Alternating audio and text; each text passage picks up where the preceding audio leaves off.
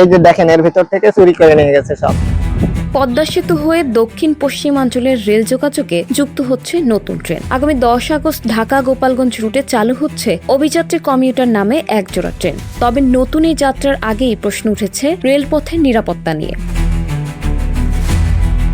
আধুনিক প্রযুক্তি নির্ভর এই রেলপথে রয়েছে কম্পিউটার নিয়ন্ত্রিত ইন্টারলকিং ও স্বয়ংক্রিয় সিগন্যাল ব্যবস্থা। কিন্তু গুরুত্বপূর্ণ কেবল ও যন্ত্রাংশ চুরি হওয়ায় ব্যাহত হচ্ছে সিগন্যাল ব্যবস্থা। এতে প্রায় 70% সিগন্যাল ব্যবস্থা অচল হয়ে পড়েছে। ফলে 4টি লাইনের মধ্যে 2টি লাইন ব্যবহার করে ট্রেন চলাচল সচল রাখা হয়েছে। অনেক ক্ষেত্রে ফোনে ট্রেনের অবস্থান জানিয়ে এবং চালকের হাতে লিখিত নির্দেশনা দিয়ে ট্রেন পরিচালনা করা হচ্ছে। এটা হলো মানে গতি নিয়ন্ত্রণ আদেশ দিল, এখানে 20 কিলোমিটার গতি নিয়ন্ত্রণ আদেশ। এখন সেটা হলো আমাদের ওপিটি 80 মানে কশন অর্ডার, এটা গার্ড এবং এলএম এর সিগনেচার করতে হয়।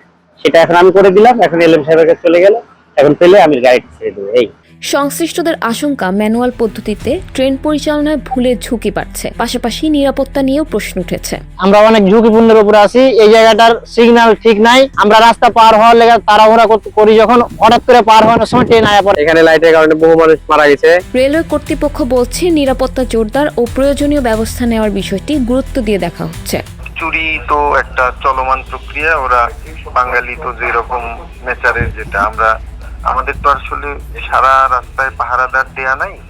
আমরা ধরেন মাঝে মাঝেই মামলা করতেছি, তবে আগের মতো যে হারে ছিল ওখান থেকে এখন কমে গেছে অনেকটা। আর সিগন্যালটা মূলত ট্রেনের এগেনস্টে থাকে, কোনো পথচারী বা জনগণের বা যানবাহনের এগেনস্টে ওরকম থাকে না আর কি।